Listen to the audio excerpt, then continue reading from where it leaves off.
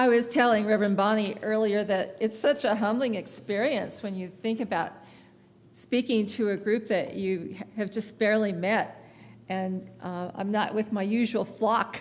And I know them pretty well. Unitarian Universalists anywhere, I kind of know. But so I'm very grateful for that you just said. I just like news to me. And I'm grateful to be here during February with the theme of love binds us all. It's kind of, that's my walking theology.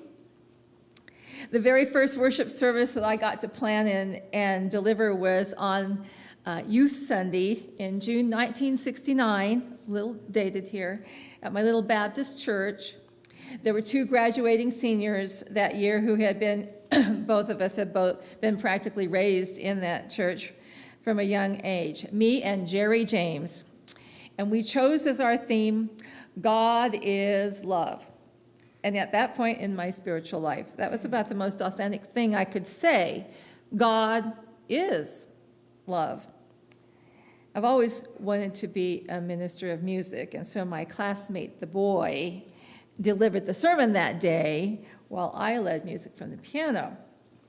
With all the authority of a worship leader and the enthusiasm of an adolescent on the threshold of adulthood, I chose the song, "What the world needs now is love, sweet love.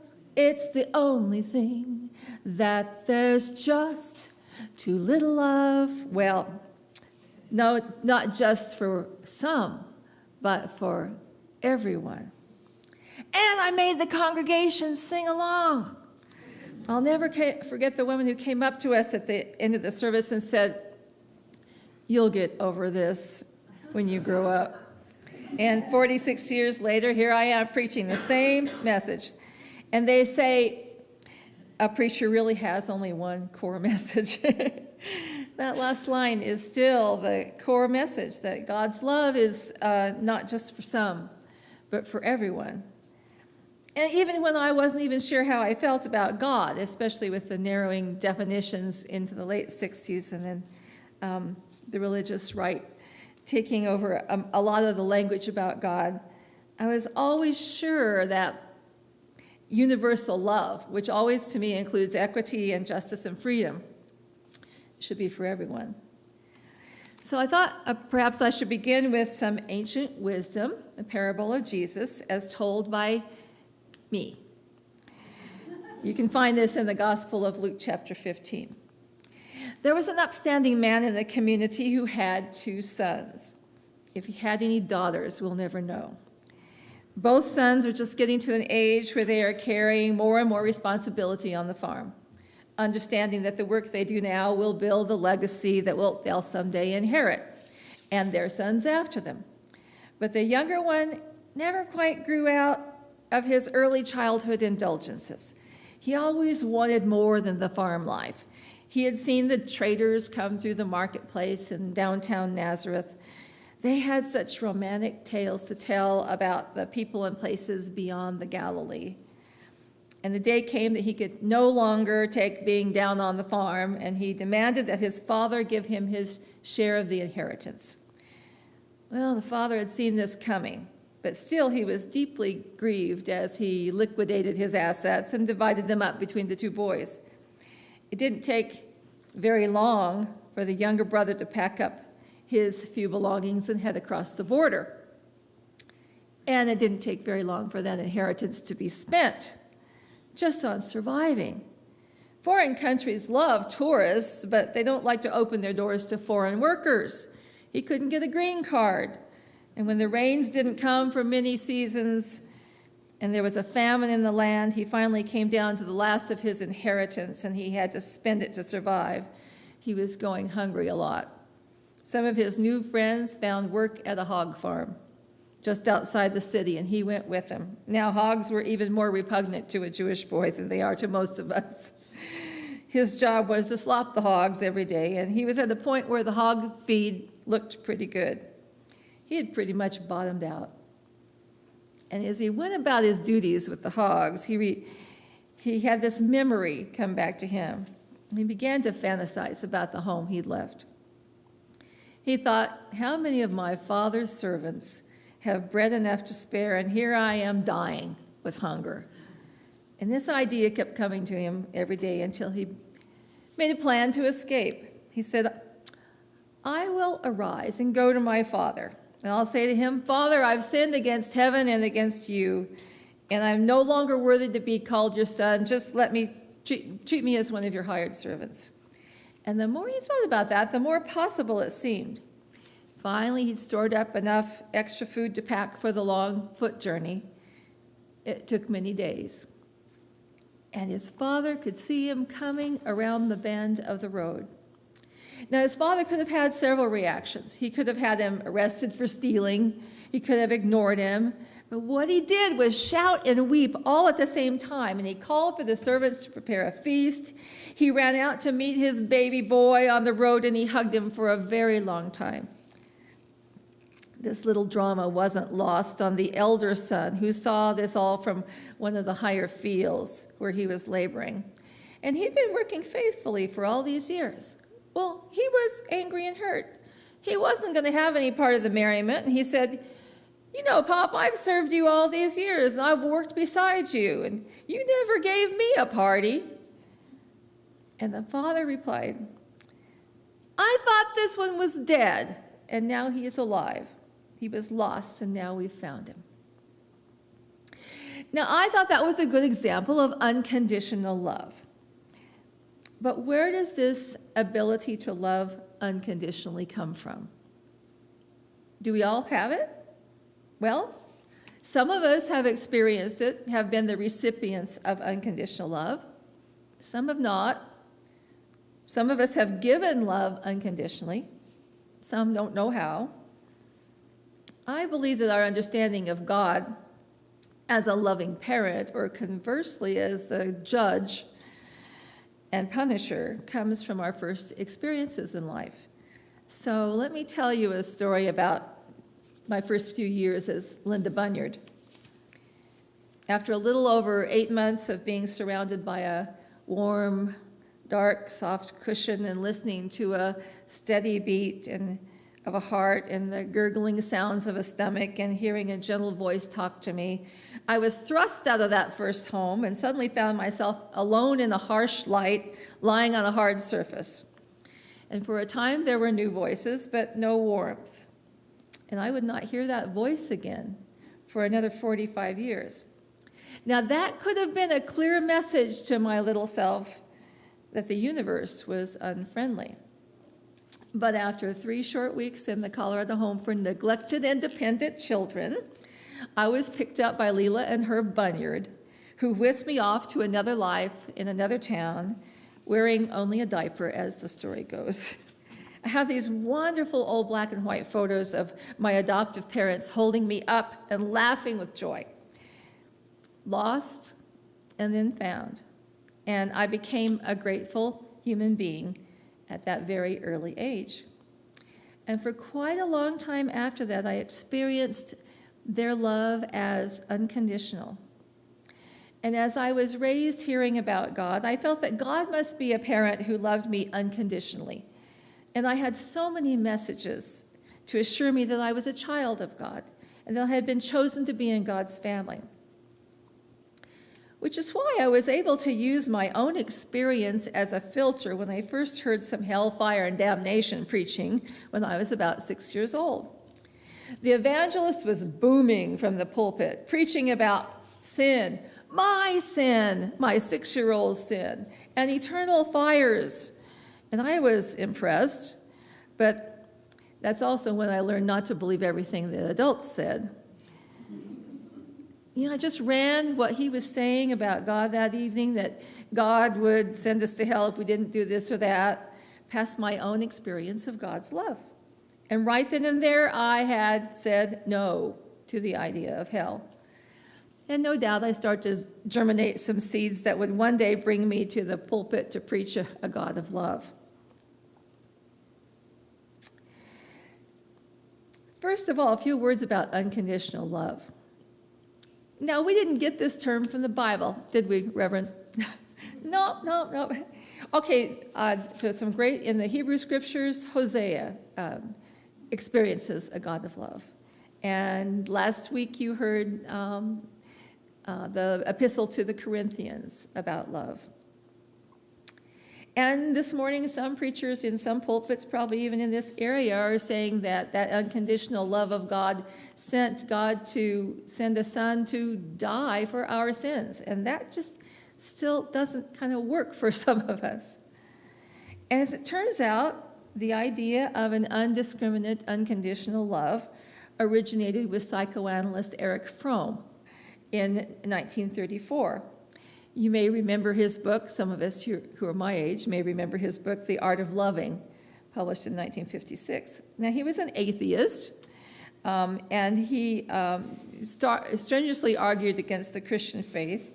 And then Carl Rogers, a humanist, picked it up. And so here we have unconditional love being preached in certain pulpits today. And the language was given to us just in the last century by what might be thought of as ungodly men. I'm having this new experience of unconditional love, though, with a new teacher. And we're kind of coaching each other. It's a mutual teaching. And so my experience of this is not an idea. This is an emotion that you feel. And some of you, I hope all of you, have experienced at some point in your life that kind of love that when you touch or when you kiss, your knees go weak and your eyes get kind of wonky but this is not that. No, this is not that. This unconditional love that we're experiencing with each other as we learn some other big lessons about life and talk and do some body work. It's coming right out of the heart chakra, and you can just feel it, and it's emotion. It's not an idea. You know when you experience this unconditional love of this being across the chair from you. So I explained my experience earlier. I've worked really hard over the last few decades to understand why I've done the things I've done in the last few decades. But I just am wondering about all the experiences in this room. And that's why a preacher always needs feedback. You know, I can't just come in here not knowing you and start talking about stuff. So I want you to go inside for a moment and just think about the first time that you might have felt a love that you could say was unconditional.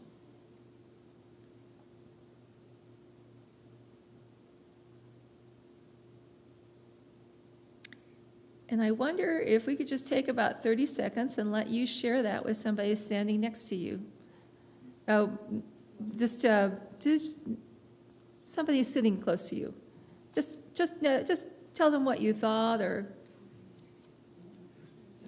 I'm going to do the microphone thing later. Yeah, you might have to get closer to each other. If you have something to say. You remember that? You got a memory? Got something you can think of?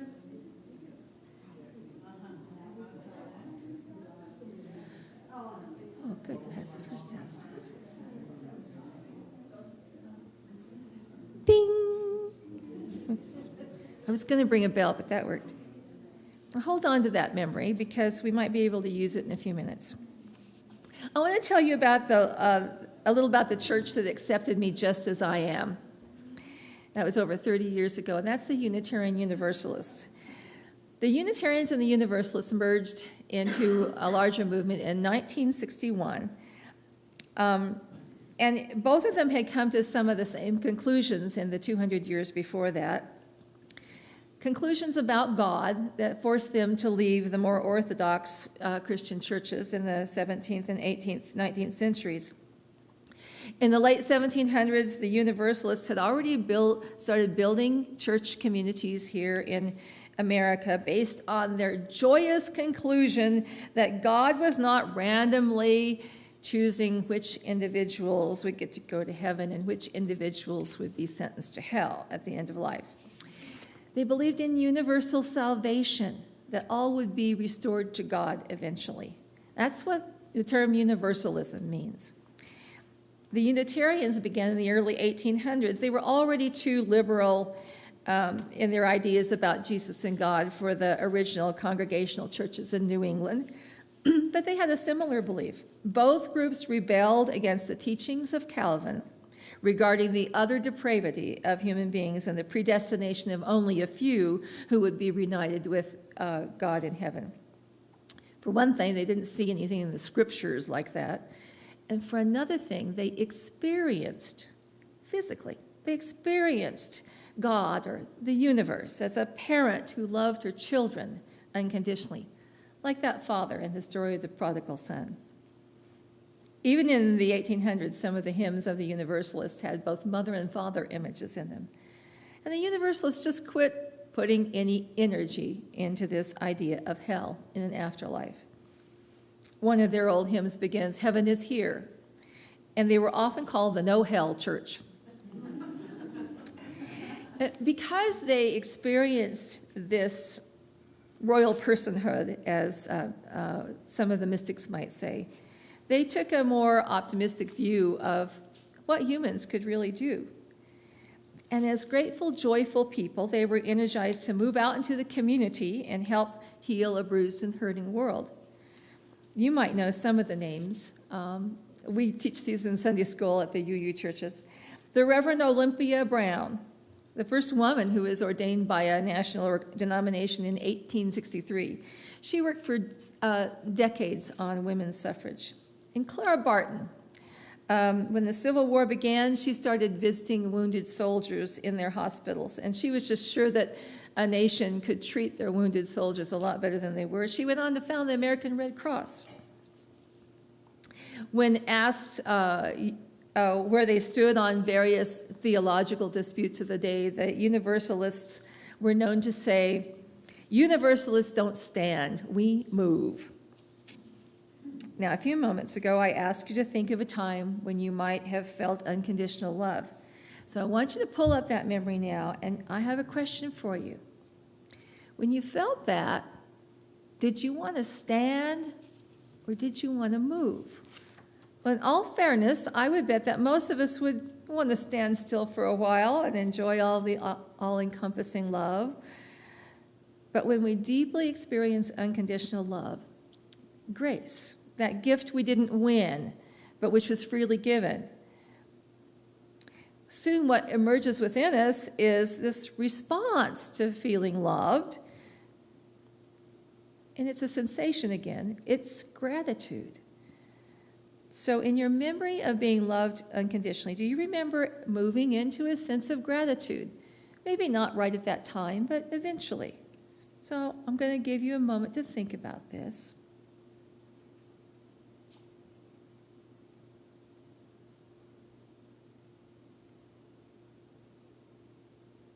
And maybe we'll take another 30 seconds and you can share it with somebody close to you.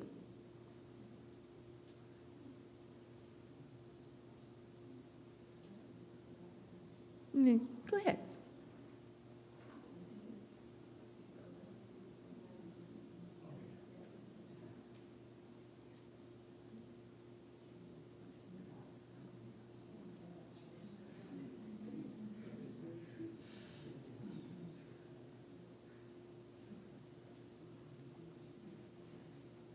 Bing. So to apply a little theological thinking to this, I'm going to call on one of my colleagues, Galen Gingrich, who's the minister in All Souls Unitarian in New York City. He developed this idea of gratitude as the center of Unitarian Universalist theology. You know, probably because you know the Unitarian Universalists in town, that we're a little low on theology. We're certainly low on Christology and who Jesus Christ is. And so, because we invite so many different ideas to come in, much as you do, we just don't have that one thing. So when Galen Gingrich came up with gratitude as our core theology, I just jumped on it. He says there are two dimensions of gratitude, and one has to do with a discipline of gratitude, and the other has to do with an ethic of gratitude. The discipline of gratitude reminds us of how utterly dependent we are upon the people in the world around us for everything that matters. And from this flows an ethic of gratitude that obligates us to create a future that justifies an increasing sense of gratitude from the human family as a whole. This ethic of gratitude demands that we nurture the world that nurtures us in return. So, a discipline. How many of you have anything that you would actually call a discipline? You may have a discipline at the university. Okay?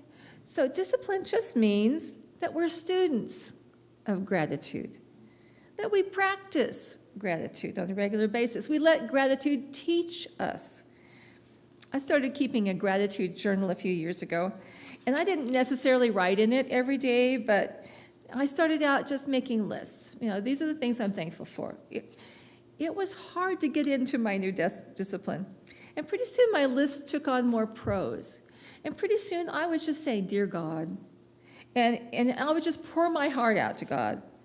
Now, I'm no longer writing it all down now, but each night before I fall asleep, finally I'm back to the nightly prayers. I list everything for which I'm grateful. And I fall asleep with this deep sense of gratitude and peace. But an ethic of gratitude is what results when we practice gratitude. What would happen if each one of us lived our lives out of this ethic of gratitude?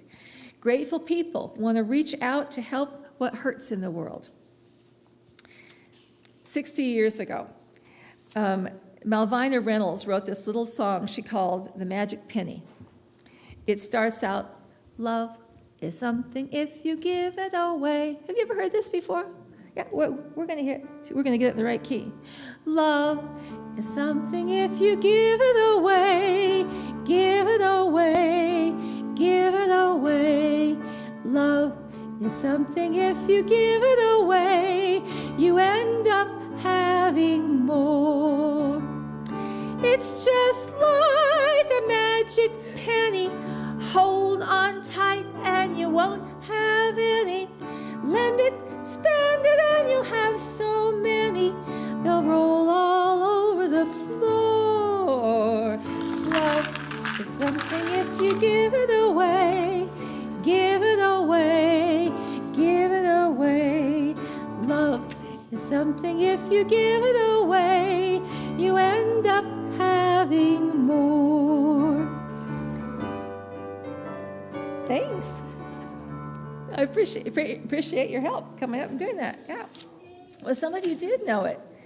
Well, as you see, I've got some magic pennies for each one of you. And the magic of it is that you just have something there that can remind you whenever you run across that shiny penny again to give and to receive. Now, I know that someplace in here there's a story that's come up that needs to be told. And I wonder if you just sit and think for just a moment, because I think the illustrations I have are pale in comparison to the illustrations I think you might have here this morning.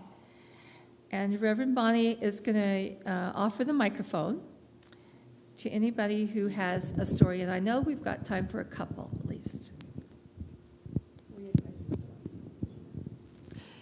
Reiterate the story. What do you want? Oh, the story. The story is of this experience of unconditional love, and then that gratitude and that giving that came out of it. Don't be shy.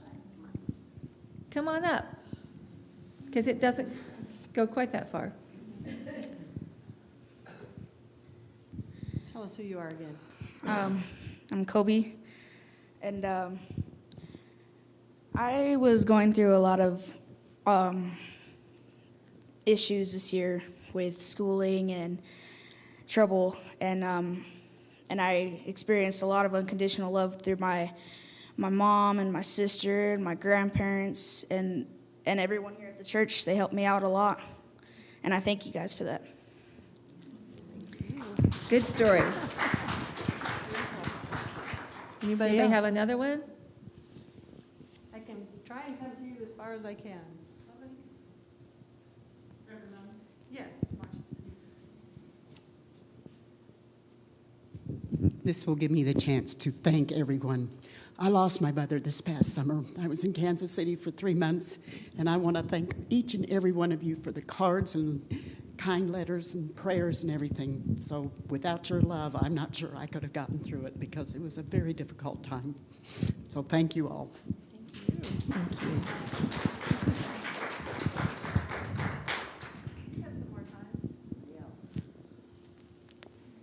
Yes, come on, Jean. Come on.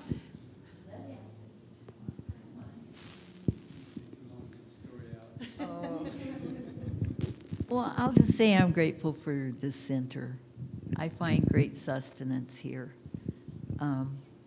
And we've been through a lot of changes in this center over the past many years, and I'm grateful to see all the really positive energy and things that are happening here now, and grateful that Bonnie's here, and just there is a lot of unconditional love in this center, and you can see it, feel it, and I'm real grateful for that. When you think about the love that you've experienced here at the Center for Spiritual Living, what does it make you want to do to what is hurting out in our little community in Las Cruces? And what have you done to move out and do something there individually, or maybe as a group you've gone to do something?